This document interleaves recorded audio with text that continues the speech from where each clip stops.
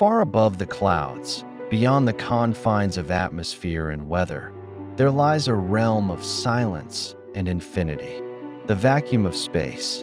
Floating there, in the darkness, is a cold and familiar companion, our moon. Desolate, airless, bathed in light one moment, and plunged into endless shadow the next. It has no oceans, no trees, no life, but it has always had us, our gaze, our stories, our dreams. The moon has stood as a beacon for thousands of years. Ancient civilizations charted its cycles to guide planting and harvest. Poets compared it to lost love and longing. Explorers once looked at its glow and asked not how, but if we could ever go there. And then one day we did. On July 20th, 1969, the unimaginable became real. Neil Armstrong and Buzz Aldrin, aboard Apollo 11, descended onto the surface of the moon. With a single step, Armstrong became the first human being to walk on another world. That's one small step for man, one giant leap for mankind. In that moment, Earth held its breath. Political rivalries dissolved for a fleeting instant. It wasn't just an American achievement, it was a human one. For 3 years, the United States sent missions back again and again. Apollo 12, Apollo 14, Apollo 15. Lunar rovers rolled across alien soil. Experiments were deployed, thousands of photos captured, moon rocks returned. The dream had become a reality. And then it was over. Apollo 17, in December of 1972, marked the final chapter of the first era of lunar exploration. The astronauts returned to Earth. The launch pads fell silent. The moon returned to its stillness. For decades, our ambitions stayed closer to home. The space shuttle, satellites, the International Space Station.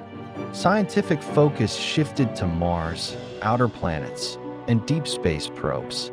The moon, once the center of global fascination, was largely forgotten, but not by everyone.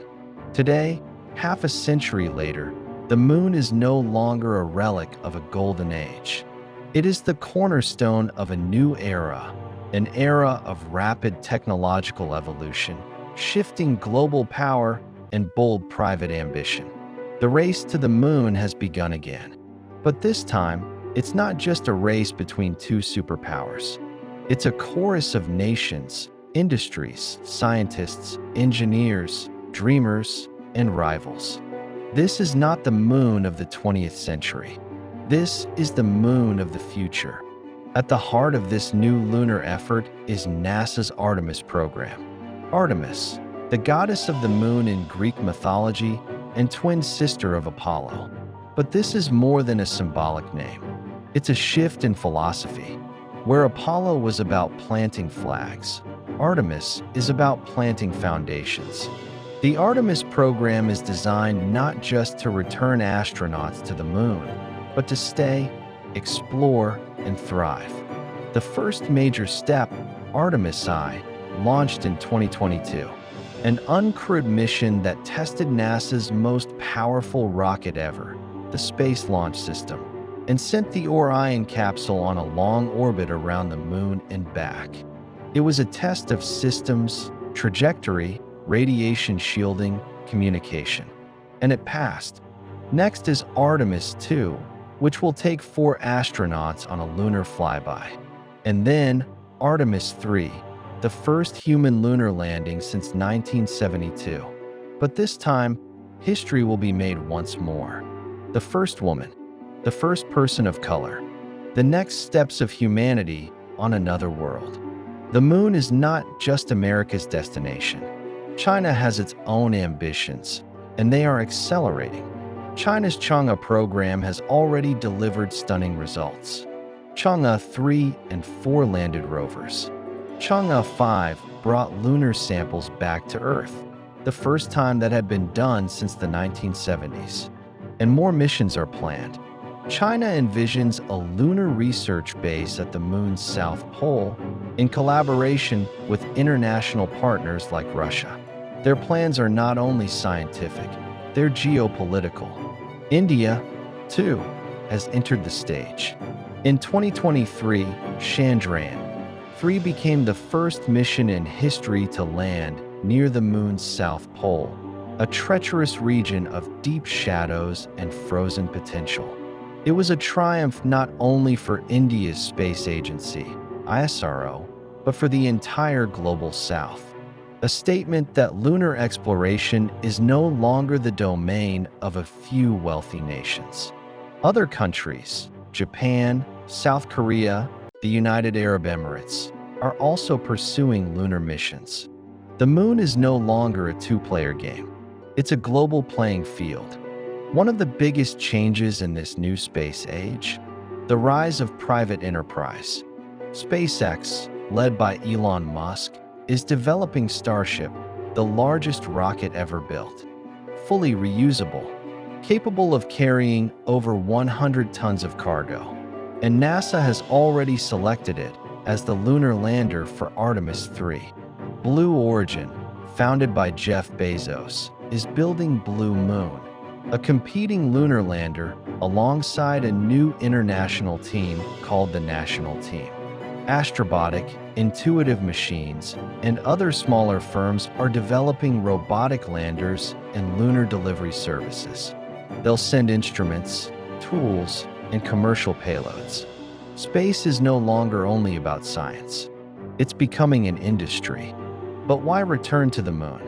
It may seem barren, lifeless, hostile, but it's full of promise. Near the moon's south pole, permanently shadowed craters contain vast quantities of frozen water. Water that can be turned into air, drinking supplies, and even rocket fuel. The moon's surface is rich in helium-3, a rare isotope that could one day power nuclear fusion. Its regolith can be used to construct habitats. Its low gravity makes it an ideal base for deep space missions. The moon is a laboratory, a resource depot, a launch pad to Mars. But with ambition comes tension. Who has the right to build on the moon? To mine it? To claim land? To deploy satellites? The Outer Space Treaty of 1967, signed by over 100 nations, states that no one can claim sovereignty over the moon. But what about resource extraction? The Artemis Accords, led by the United States and signed by dozens of nations, propose principles for peaceful cooperation, transparency, safety, science sharing. But China and Russia have not signed. We are entering an age where diplomacy and law must evolve alongside rockets and landers. Today, the moon. Tomorrow, Mars. And one day beyond. The moon is a training ground for survival off Earth.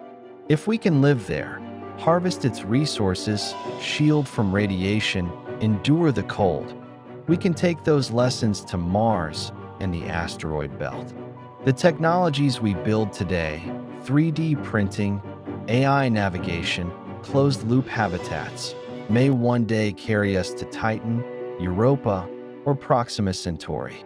This isn't just a race for resources. It's a test of vision, of who we are and who we choose to become. We return to the moon not just for exploration, but for evolution. To redefine borders, to rewrite history, to inspire the next generation. Because in the infinite darkness of space, the moon is a light we can reach. A reminder that, when we come together, there is nothing we cannot achieve. This is not just a return. It's a rebirth. A new space age has begun, and this time, we go together.